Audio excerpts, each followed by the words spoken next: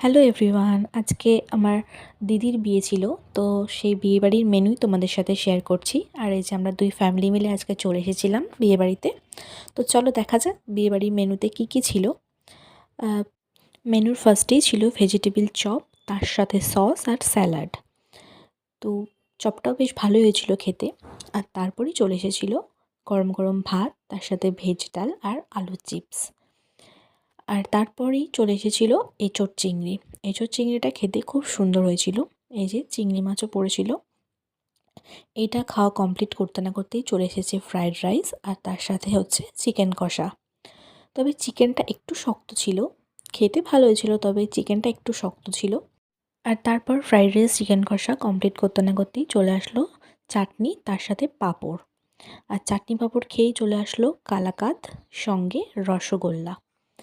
আর রসগোল্লা খেয়ে তারপরে দিয়ে দিয়েছিল